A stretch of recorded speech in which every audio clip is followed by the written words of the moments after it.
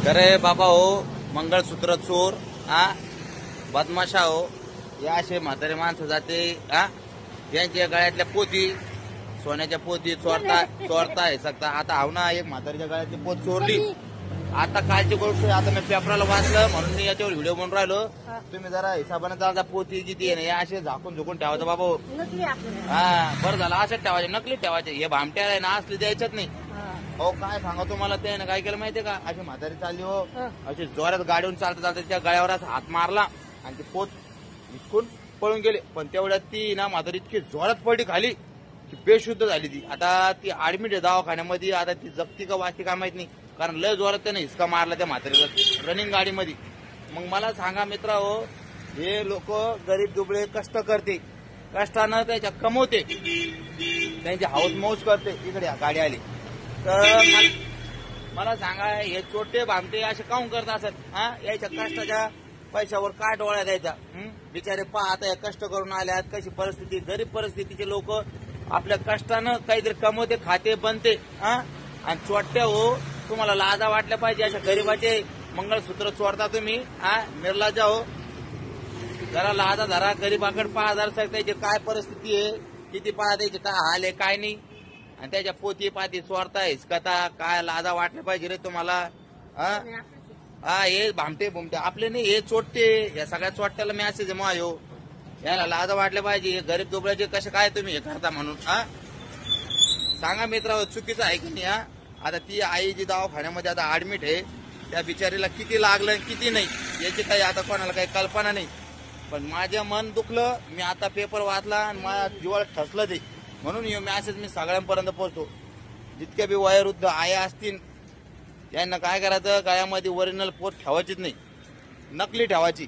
तसं या आई आता मला सांगत होत्या, मी याला सतर्क केलं त्या म्हणे माझ्या गळ्यात नकली भाऊ, म्हणजे घाबरायचं कारण नाही आहे की नाही. असं ठेवायचं, यांच्यासारखी सावधानी पाळायची, यांच्यासारखं म्हणजे छात्री डोकं वापरायचं. कारण काय होईल, ते छोटं भामटं जे बी कोणी असलं, एखाद्या तुमच्यावर नजर ठेवून असलं कधी, तर ते तुमचे पोत जे आहे ना हिसकून घेऊन कधी पळालं बी तर त्याच्या हाती काही ढेकळं लागणार नाही. जाय ती बाजाराची घेऊन ती 10 रुपयावाली पोत हा, आहे की नाही. बरं असं करायचं मित्र हो. इथून पुढे सांगतो मी, सगळ्या बी जितके बी आपले माता भगिनी असतील यांना माझे मॅसेज आहे या बंधूचं, गळ्यात सोन्याची पोत ओरिजिनल ठेवूच नका, बाजाराची ठेवा 5-50 रुपयावाली. आजकाल लय चोऱ्या चपाट्या लागल्या आणि पुऱ्या पोती इंजी ती वर डल्ले यायचे, सोपं झालं नसतं. त्याला माहिती सोन्याचे भाव वाढलेले, आता काय कुठं भाव गेलाय सोन्याचा 13,000 रुपये ग्राम नुसतं ग्राम.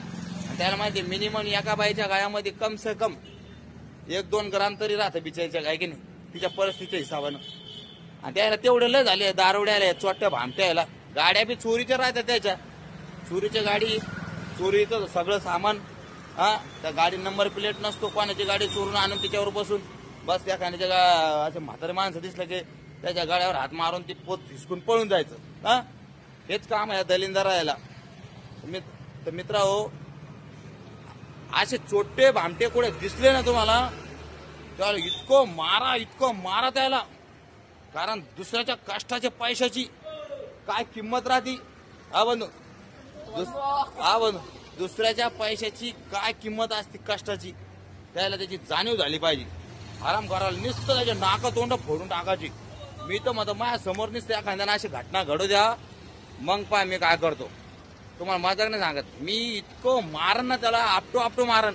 कधी एखाद्या म्हाताऱ्या माणसाला माय दाखता कधी त्यानं समजा कधी हे केलं कधी तर हा इतकं आजकी केली. आपल्या समोर अशी घटना घडतच नाही, घडल्या कधी आपण बघतच नाही. आपलं डोकं खतरनाक गेलं, गरम होऊन जातं. मग ताबडतोब आपल्याला आहे ना दया माया येत नाही. एखाद्या गरीबावर कधी अन्याय असला मित्र, मग आपण नुसतं झोडाझाडीच करतो. मग दुसऱ्याच्या कष्टाच्या पैशाची म्हणजे घेणं म्हणजे काय जोक आहे का? माझा नाही सांगतो मला मित्र, त्याच्यामुळे सांगतो सतर्क राहा आणि सावध राहा. आणि अशा हरामपासून आहे ना म्हणजे आणखीन ध्यान धरून राहा. आमच्या एखादा अशा गाड्या घेऊन तुमच्या अवतीभोवती चक्कर मार लागलं किंवा पुढे जाऊन थांबू राहिलं, बस लक्षात ठेवायचं याचा डोळा काहीतरी दिसतो, काहीतरी काळं ढवळं करायचा. मग मित्र हो, व्हिडिओ आवडा असन तर माझ्या व्हिडिओ लाईक शेअर सबस्क्राईबर काय करता करून टाका. मी चांगलेच व्हिडिओ बनवत राहतो आणि चांगला मॅसेज देत राहतो, है की नाही. चला. जय हिंद जय महाराष्ट्र.